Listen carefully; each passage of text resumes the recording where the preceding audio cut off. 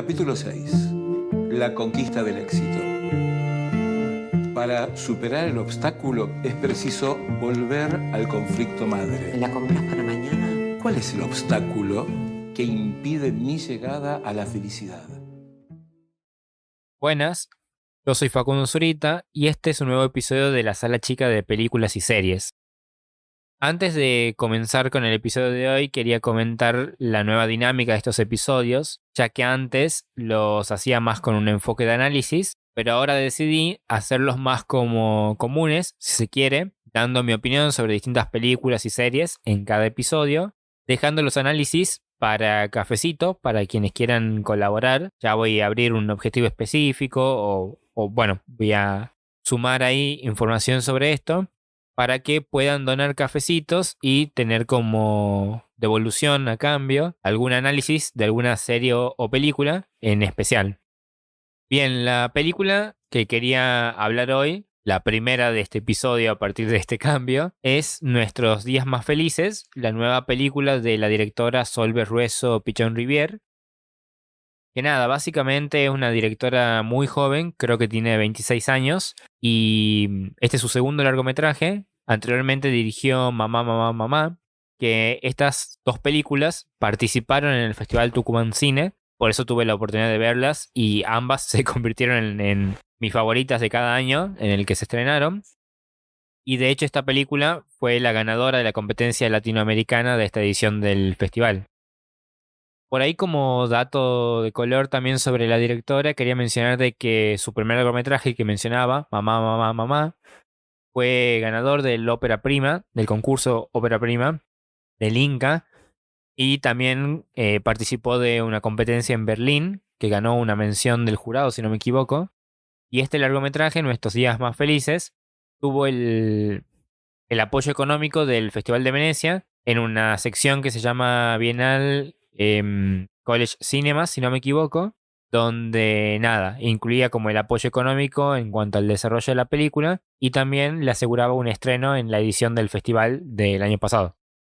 También quería mencionar quiénes componen el resto del equipo técnico, principalmente destacar que está escrito también por Sol Berruezo, en conjunto con Laura Mara Tablón, que es la productora. En la fotografía encontramos a Gustavo Giafino. En cuanto al diseño de producción, se encargó Ángeles Frinchaboy. Perdón si no se pronuncia así, pero no estoy seguro de cómo se pronuncia. En montaje encontramos a Lorena Moriconi.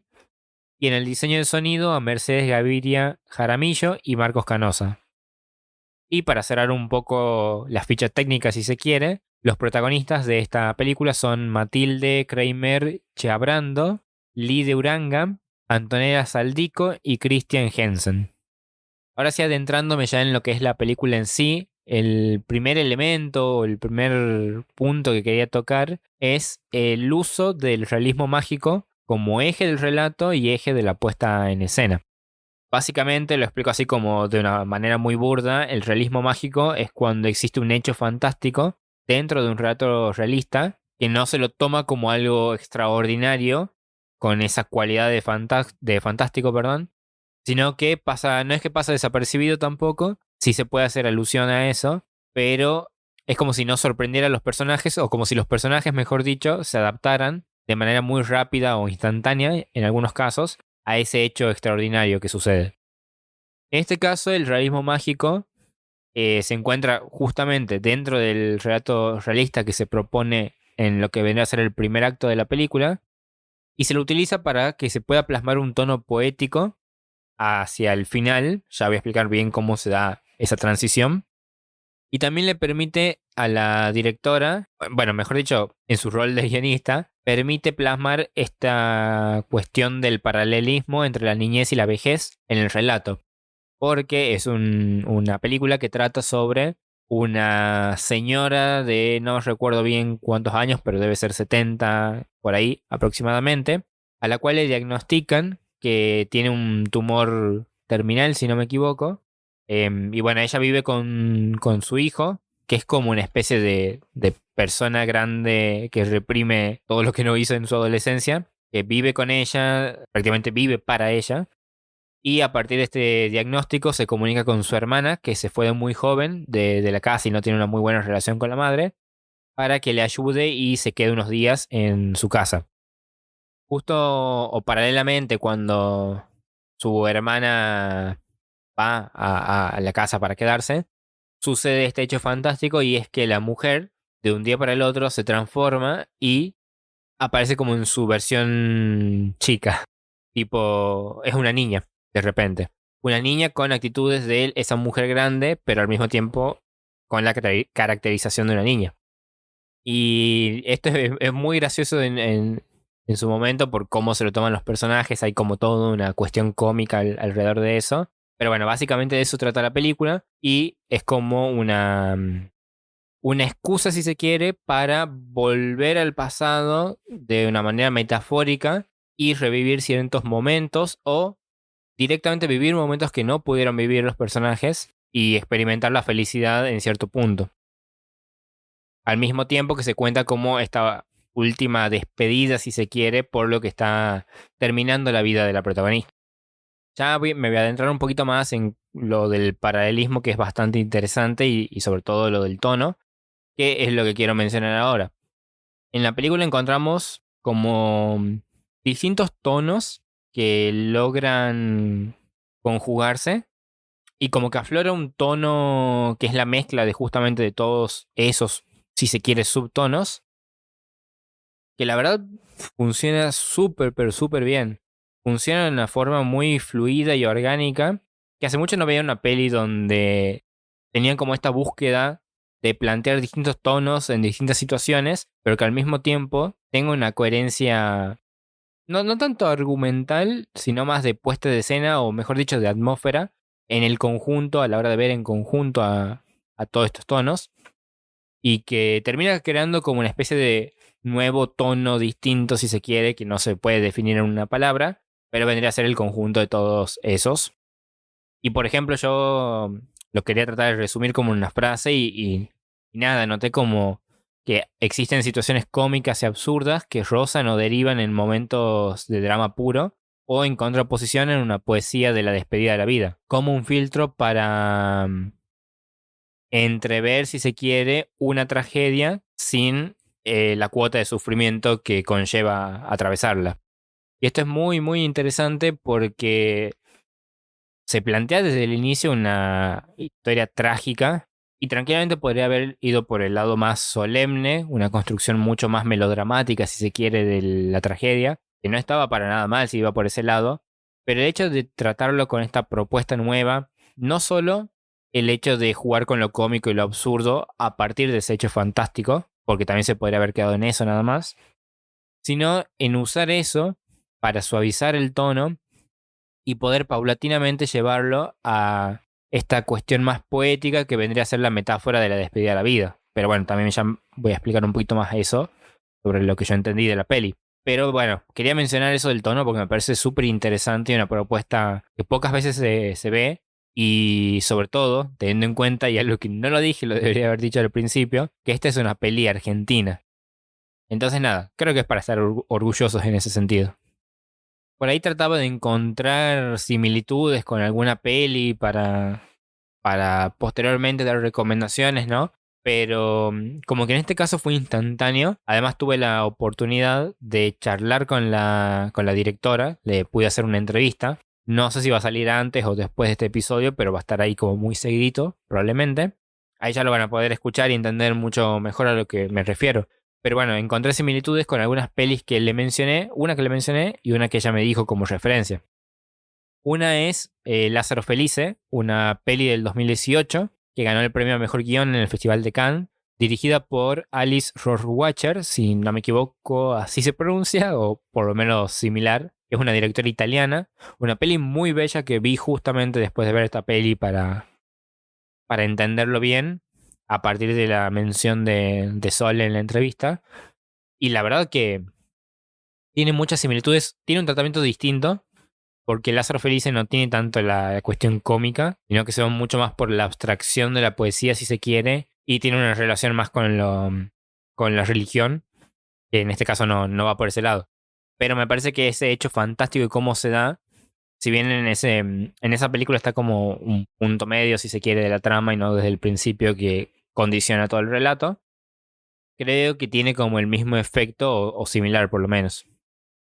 Y otra peli que me recordaba es Petit Maman del año pasado, de Celine Sciamma, una peli muy linda, por esta cuestión de que tiene dos protagonistas niñas, que también tienen como un elemento de realismo mágico en el sentido de que, pero acá está como mucho más insinuado, se da a entender implícitamente como que la niña coprotagonista, o sea, porque es una niña que pierde a su abuela y entabla una relación con otra niña cerca de la casa que era de su abuela, cuando están yendo a buscar las cosas para sacarlas.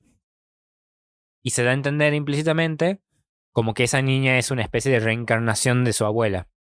Entonces nada, tiene ahí, también ahí como toda una cuestión relacionada al realismo fantástico, pero sobre todo lo que me llamaba la atención y por eso lo relacionaba, es esta característica de la protagonista, que es una niña, pero con cualidades de una persona mucho mayor.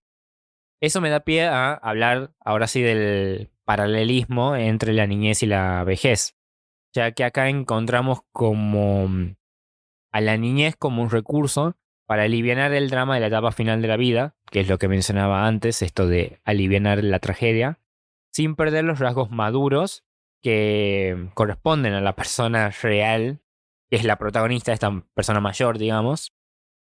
Y me parece interesante este recurso porque lo utiliza para comparar sí, comparar a las dos etapas de la vida, la niñez y la vejez. Porque las pone como en una balanza donde en un principio sí notamos las diferencias claras por esta cuestión más cómica y absurda del realismo mágico entre lo que es ser niño y lo que es ser un adulto mayor. Pero a medida que va avanzando el relato, ya más tirando hacia la mitad del relato en adelante, te va desdibujando bastante la diferenciación que se propone desde el inicio del relato y se lo puede entender más como una desconstrucción de esa diferencia o de esa lejanía que se propone como una lejanía etaria real entre lo que es ser niño y lo que es ser un adulto mayor de tercera edad y se lo desdibuja para establecer la conexión real que hay entre ambas etapas y cómo la llegada no a la vejez en sí, sino a como esa etapa final de la vejez o la etapa final de la vida se la pone como algo equivalente a la primera etapa de la vida en la niñez.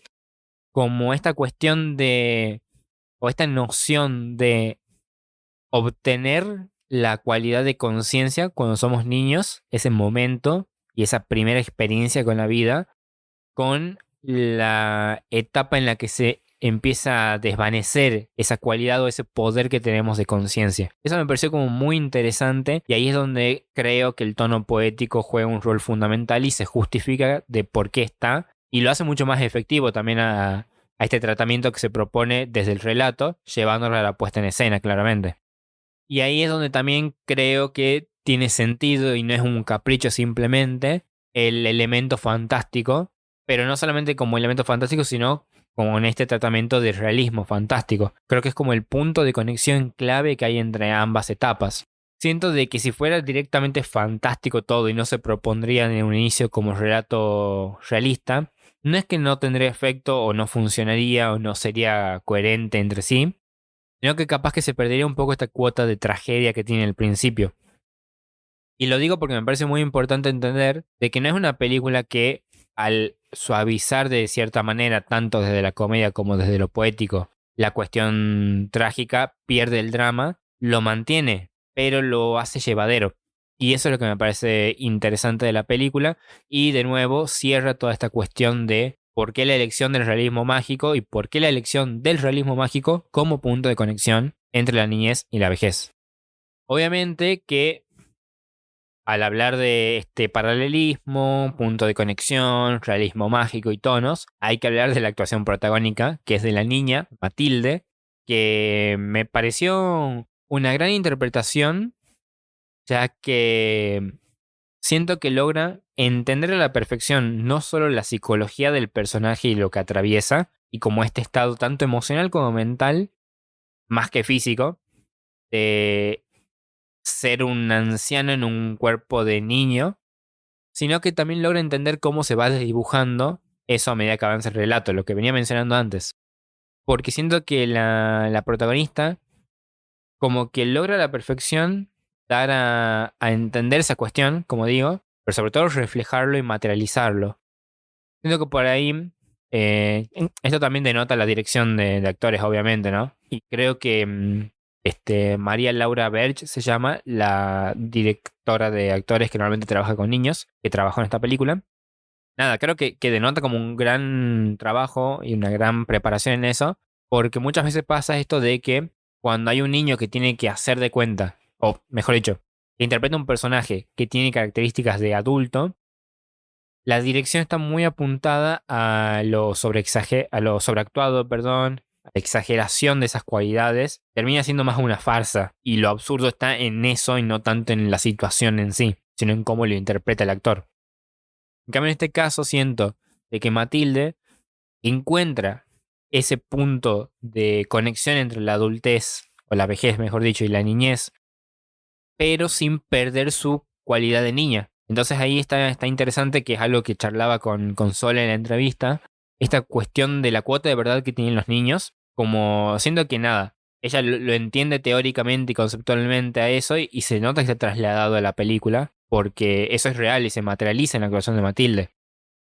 Es una actuación que no queda muy anclada en ninguna de las dos etapas, sino que puede llegar tranquilamente a una y a la otra, digamos, en la misma escena o en la misma secuencia, sin tampoco quedar en un punto medio inexistente como si no interpretara nada. Entonces nada, me parece que es muy muy buena la interpretación en ese sentido y que debería valorarse un poco esa actuación. Volviendo un poco al relato, pero más que nada a la cuestión temática, por ahí algo que, o sea, me parece que es obvio en la película si se llega a conectar emocionalmente con esto, pero tampoco de una manera explícita, o sea, no es que está plasmado explícitamente en la película diciendo esto es así, sino que se da más a libre interpretación, o mejor dicho, se manipula o se encamina al espectador para que pueda llegar a esa conexión, y es algo que yo lo había entendido así, pero lo confirmé hablando con Sol en la entrevista, y es que se puede ver esta película más como una última oportunidad de revivir momentos felices a partir de las despedidas. Ella me comentaba lo que, bueno, si la escuchan en la entrevista, lo van a escuchar ahí, es que ella ve a las despedidas justamente como el último momento en el que se puede ser feliz o capaz que no ser feliz, pero sí reconectar de alguna manera con nuestros seres queridos o revivir ciertos momentos que nos dan satisfacción como mínimo en la vida. Y esto creo que se da no solo en la protagonista, que si está, creo que no es lo principal igual ahí, sino ahí está la conexión entre la niñez y la vejez, creo, como trama principal. Pero siento que está más en las subtramas, las de los hijos, que se construyen como consecuencia de cada pequeño accionar que van realizando. No son, como muchas veces se dice, que el cine argentino son cosas que pasen y nada más. No es tan así, que es, creo que eso se llama estructura escénica o no me acuerdo bien, pero es como cosas que van pasando que pueden estar de manera aislada, pero como que no condicionan el flujo de la trama principal. En cambio, en este caso, podrían funcionar de manera así, pero no es tan así. Es como que en su eje central, si se quiere, o viéndolo de forma como muy desde afuera, sí podría funcionar de esa manera porque son como los distintos momentos felices que van teniendo estos hijos, o distintas experiencias de satisfacción, si se le quiere decir de otra manera, pero que cada una se va conectando con la anterior, es como una consecuencia de la anterior, causa y consecuencia. Está claramente bien armada para que todo fluya de una manera orgánica y coherente, sin que tampoco pierda el rumbo, porque me parece que era muy fácil escribir un guión donde vayan sucediendo momentos felices, muy lindos, bien tratados, con buena puesta en escena y demás, pero que la trama se vaya yendo para un costado, como si fuera una raíz de la trama principal, y que nunca volviera a reconectar con lo que realmente se estaba narrando desde la protagonista. Entonces me pareció muy interesante y muy destacable a la hora de mencionar que es un muy buen guión, muy bien armado en cuanto a estructura. Otra subtrama que se puede encontrar en eso es la reconexión en la relación madre-hija, se podría llevar a un lado más general padres e hijos, porque el hijo sí tiene con la madre una reconexión, pero es más una reconexión a nivel personal la que tiene él, que es otra subtrama me parece. Pero en cambio la de la madre sí es una relación que estaba mal, estaba rota, y como que se reconectan a partir de todo este viaje, o regreso, mejor dicho, o viaje al regreso del pasado, y como que es a partir de esos momentos más felices que se dan a partir de una despedida, que la misma se da a partir de un plazo de tiempo de vida que tiene la protagonista, que es que pueden reconectar madre e hija y se pueden abrir emocionalmente una con la otra, y entenderse y aceptarse tal como son. Y esto lo menciono sobre todo porque ahí creo que está la conexión clara con su película anterior, Mamá, Mamá, Mamá, que sin ningún elemento fantástico, pero sí extraordinario, si la pueden ver en algún lado lo van a entender, también se da esta reconexión madre-hija y me parece que es algo que claramente es un interés personal de la directora. Y la otra subtrama que mencionaba era la del hijo, que yo lo veía más como una liberación frente al apego emocional o al cuidado de los padres. Eso es algo bastante claro, que volviendo a esto de la conexión entre cada escena o cada secuencia, hablando de este efecto causa-consecuencia, esta liberación se da no simplemente a partir de todo esto que le sucede a la madre contando el elemento fantástico y demás, sino a partir de que su hermana vuelve a la casa y le da como ese aire o esa posibilidad de llegar a la libertad. Porque la hermana ya tiene ese aire de libertad impregnado en su vida y es como que lo contagia al hermano y también le da la posibilidad de hacerlo, ya que se puede cuidar con su madre a cuidarla. Entonces es como también hay un juego entre posibilidades y el alcance y los límites y el deseo, obviamente, que es muy interesante cómo conectan entre sí y llegan como a un todo, que siento que ahí es donde está la carga emocional. Y es una carga emocional a partir de lo cotidiano, tampoco es que, si bien tiene el elemento fantástico, todo lo que se narra se podría decir que es cotidiano dentro de todo, o sea, lo realista no se pierde. Y claramente todas estas subtramas potencian la trama principal en el sentido de que en su conjunto brindan un gran aire de esperanza y me parece que te destruye. Yo cuando la vi en el cine me destruyó en ese sentido. Es como muy potente lo que te narra y sobre todo creo que la cereza del postre o el moñito del regalo es el tono poético que cierra y perfecciona todo eso y es lo que quería mencionar ahora. Más que nada cómo se construye ese tono poético. Siento que hay como muchos elementos que juegan al favor. Primero, la introducción de este personaje que es como una especie de coach emocional que aparecen como distintos fragmentos de su programa, que la madre lo ve en distintos momentos, con distintas frases que se relacionan con lo que va a pasar después de eso, como si fuera una especie de división que marca la separación entre cada capítulo, si se le puede llamar de alguna manera, pero al mismo tiempo ya te va introduciendo como algo que rompe con lo cotidiano, entonces funciona un poco como no sé si como simbolismo, pero sí como un indicio de que algo así va a pasar. El realismo mágico propiamente dicho, siento que está en la génesis de su definición, tiene una cuota de poesía o de metáfora que no se le puede escapar. Se lo puede llevar a cualquier otro lado, pero siento que no se le puede escapar a la poesía cuando se utiliza ese recurso.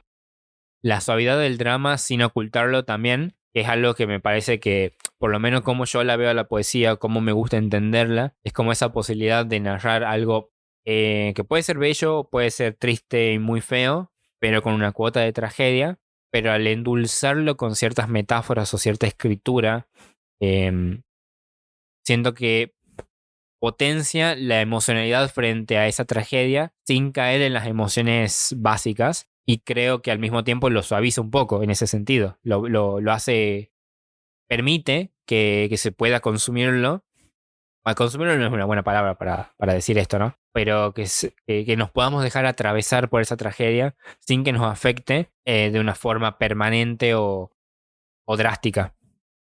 Y también los conflictos comunes en relación al ámbito familiar. Me parece que eso es como en realidad siento que es el elemento que permite a esta cuestión poética y metafórica anclarse en la realidad, tipo no abstraerse de más, porque eso puede pasar en muchas películas, que se abstraen de más en esta cuestión poética y lo llevan a justamente a una dimensión mucho más abstracta que es difícil de comprender no en una cuestión de trama o de relato, sino en una cuestión emocional, ¿no? Donde se genera un impedimento en la claridad de las emociones que genera una confusión que al mismo tiempo termina generando que no sientas nada o que te muestres indiferente a eso. Pero no llega a ese punto. Entonces siento que los conflictos comunes dentro del ámbito familiar son como ese punto de anclaje para mantenerlos dentro del realismo y mantener esto como un realismo mágico y no como algo fantástico directamente. Siento que todo esto sienta las bases para abstraerse de la realidad hacia el final, sobre todo, y meterse de lleno en la despedida de la vida a través de un filtro poético. Creo que eso también endulza un poco no, no me gusta decir mensaje, pero bueno, el objetivo hacia dónde llega la película en la mezcla de su relato y su puesta en escena. Me parece una gran metáfora de lo que es la despedida, primero de nuestros seres queridos, pero también de la vida. Después sí quería mencionar así como un elemento particular de la puesta en escena que me llamó la atención, y es la contraposición entre los interiores cálidos en el ambiente como más familiar, que es como... ¿cómo es que se dice? Es como incoherente si lo vemos de una forma superficial con lo que realmente pasa, porque es justamente en el ambiente familiar donde se genera el conflicto. Esto de los conflictos comunes, más allá de la tragedia, ¿no? Es como donde está lo conflictivo de estos tres personajes que conviven siendo familia, notamos que hay una calidez. Hay una calidez en esa cuestión conflictiva. Entonces es como incoherente en cierto punto, pero funciona a la perfección para lo que quiere plasmar la directora. Y también hay una cuota de absurdo que ahí siento que sí se relaciona un poquito más con los tonos cálidos bajo un estándar clásico, si se quiere. Esto, como decía, en contraposición con los exteriores fríos, mucho más hacia el final. Es como que en un principio nos mantenemos casi siempre en entornos cerrados, a excepción de la escena de la estación de servicio, que es bella. Me encantó cuando se ponen a bailar y el protagonista se enamora tiene como este enamoramiento a primera vista del chico que trabaja ahí. Bueno, una escena muy graciosa donde canta el himno de Islandia porque es fanático de ese país. O sea, es muy graciosa esa escena. Pero nada, dejando eso de lado, hacia el final como que trabajo mucho más con los exteriores, pero todo con un tono frío, porque ahí es donde ya llega a abstraerse a la cuestión poética y tiene mucho más que ver con la liberación. No es una liberación feliz en el sentido de que está perdiendo la vida la protagonista, por eso esa cuota de frialdad, pero esta cuota de liberación también llega a los estándares de los exteriores. La libertad, la amplitud, la generalidad a la que se puede llegar. Sí, es la libertad como fuera de los límites, si se quiere, con un espacio muy amplio donde ya no se puede contener la emocionalidad. Por eso también se llega a un tono poético. Solamente se llega a la poesía como tal cuando ya lo emocional pasa a un plano mucho más espiritual, si se quiere, donde ya nos abstraemos de lo que realmente estamos haciendo en nuestras acciones, el mundo real. Entonces nada, creo que ese final combina todo a la perfección y es maravilloso, me encanta la verdad. Para cerrar, quería dar unas recomendaciones. Serían básicamente las pelis que vine mencionando. Lázaro Felice, gran película. Petit Maman también me encantó. Y Mamá, Mamá, Mamá, que es la peli anterior de Sol Berrueso, como mencionaba anteriormente. Para cerrar mi opinión sobre la película, quería justificar por qué para mí es una de mis películas favoritas del año. Y creo que no me voy a extender mucho en esto porque es básicamente lo que vengo mencionando. Creo que está claro que hay una propuesta muy compleja desde lo que es el relato en sí, estructura, narración de esa estructura, personajes y demás, con una puesta en escena muy coherente con lo que se propone. Y esto es lo que me gusta a mí del cine, ¿no? Cuando se desdibuja lo que es el guión de la puesta en escena, cuando confluyen de una manera muy fluida que permite como abstraerse, ir hablando de cosas que se desdibujan, se justamente desdibujan lo que es lo narrativo de lo más de puesta en escena.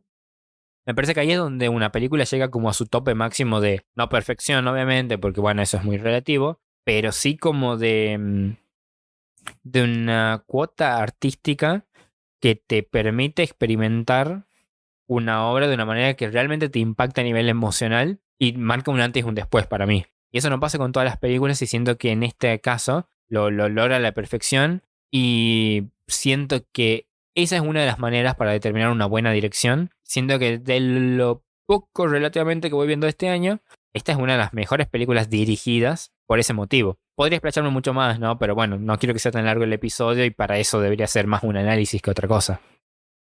Bueno, espero que hayan disfrutado esta nueva dinámica de los episodios. Creo que es mucho más accesible para el público en general, porque por ahí yo en los análisis utilizaba por ahí conceptos muy teóricos y demás, que si uno es ajeno a la teoría del cine, capaz que es complicado entenderlo, y por ende se le complica disfrutar, obviamente, ya sea del análisis en sí o de la obra per se. Entonces me parece que esta dinámica es muy favorable tanto para eso como para mí, para poder sacar más contenido de este tipo, ¿no? Y no limitarme a unas cuantas veces cuando tengo tiempo de analizar una película o una serie. Por favor, dejen en los comentarios qué les pareció mi opinión, si están de acuerdo o no, si la vieron a la peli, también qué les pareció a ustedes, si conocían a la directora o no. La verdad que recomiendo mucho las dos pelis, esta y la anterior. Y les recomiendo obviamente que estén atentos para cuando salga la entrevista, que la escuchen. Me parece que es una buena conexión entre ambas, como para tener una opinión más completa que puedan formular, o por lo menos que les sirva como base para formular sus propias opiniones, sobre la película, y para descubrir una nueva directora, que nunca está de más.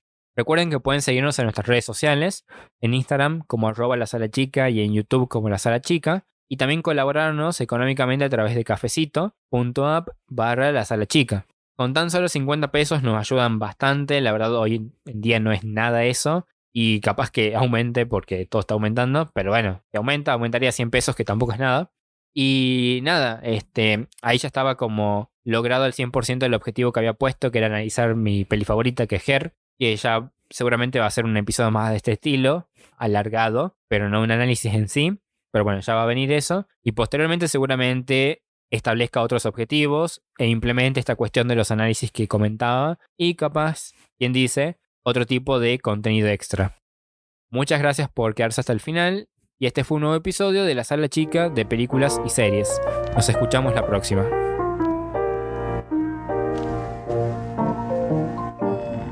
Los ojos. Todo está en los ojos. Once upon a time,